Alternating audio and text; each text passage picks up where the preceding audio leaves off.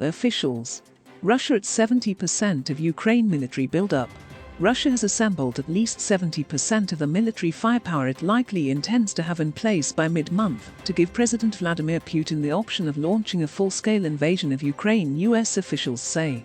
The officials, who discussed internal assessments of the Russian buildup on condition they not be identified, sketched out a series of indicators suggesting Putin intends an invasion in coming weeks, although the size and scale are unclear. They stressed that a diplomatic solution appears to remain possible. Among those military indicators, an exercise of Russia's strategic nuclear forces that usually is held each fall was rescheduled for mid-February to March. That coincides with what US officials see as the most likely window for invasion. The officials made no suggestion that a prospective conflict would involve the use of nuclear weapons, but the Russian exercise likely involving the test launching of unarmed long-range missiles on Russian territory could be used as a message aimed at deterring the West from intervening in Ukraine. US officials have said in recent weeks that a Russian invasion could overwhelm Ukraine's military relatively quickly, although Moscow might find it difficult to sustain an occupation and cope with a potential insurgency. The ongoing Russian buildup comes as the Biden administration has been disclosing intelligence in hopes of preemptively countering Russian disinformation and blocking Putin's plans for creating a pretext for an invasion.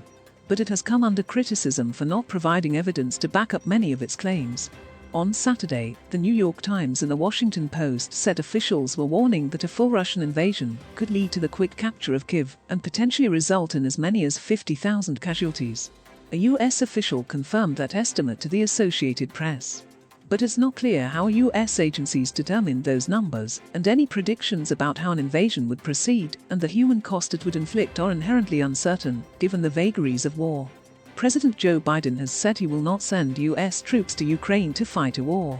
He has, however, ordered additional forces, including headquarters personnel and combat troops, to Poland and Romania, to reassure those NATO allies that Washington would fulfill its treaty commitment to respond to Russian aggression against NATO territory. Ukraine is not a NATO member, but receives US and allied military support and training. Army officials on Saturday announced that Major General Christopher Donahue, the commanding general of the 82nd Airborne Division, arrived in Poland.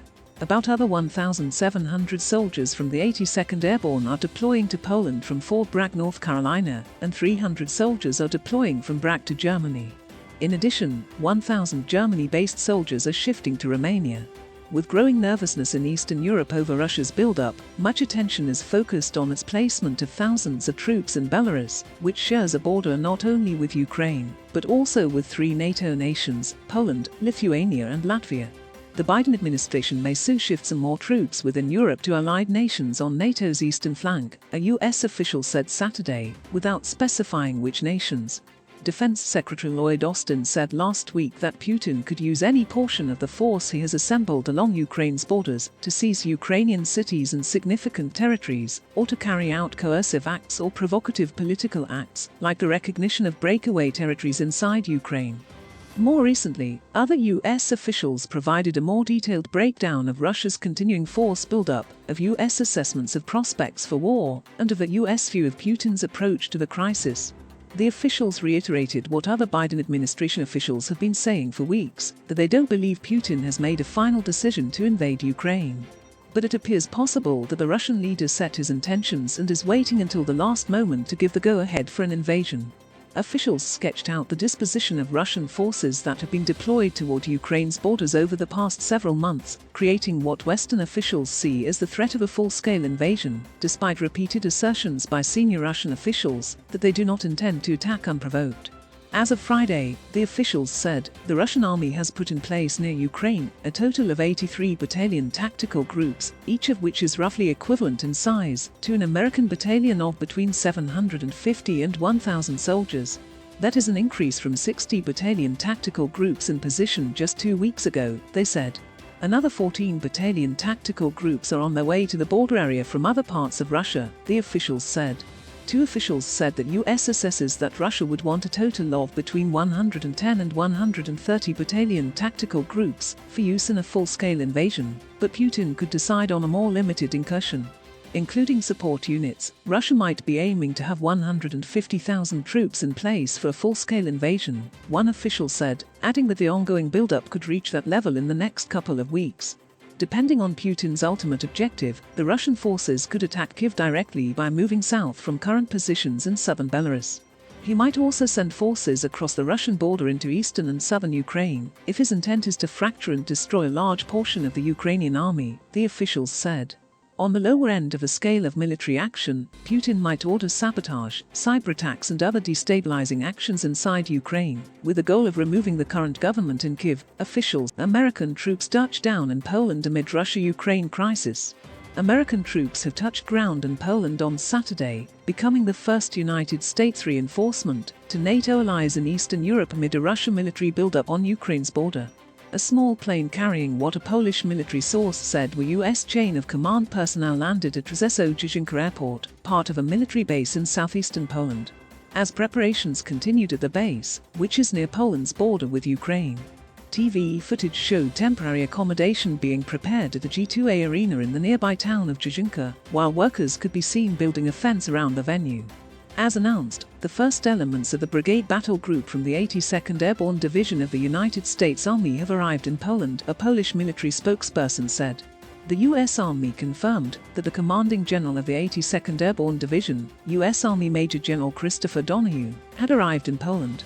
On Wednesday, U.S. President Joe Biden ordered nearly 3,000 extra troops to Poland and Romania to shield Eastern Europe from potential spillover from the Ukraine crisis.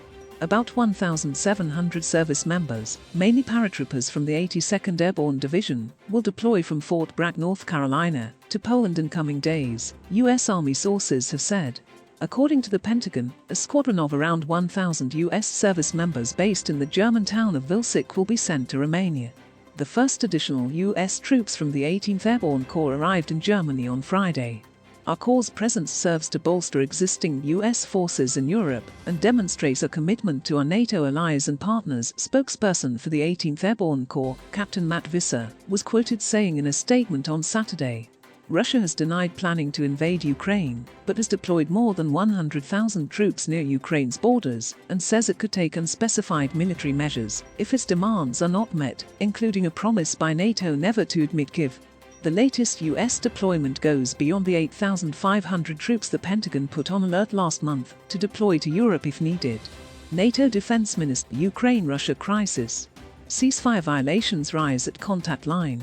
Ukraine and Russia-backed separatists break their truce as tensions soar, but a UN diplomat says there is no sign of major operations. Ceasefire violations by Ukraine and Russian-backed separatists continue despite both sides agreeing to uphold a permanent truce, yet there is no sign of a serious military buildup along the 430 kilometers line of contact, a top United Nations diplomat told Al Jazeera.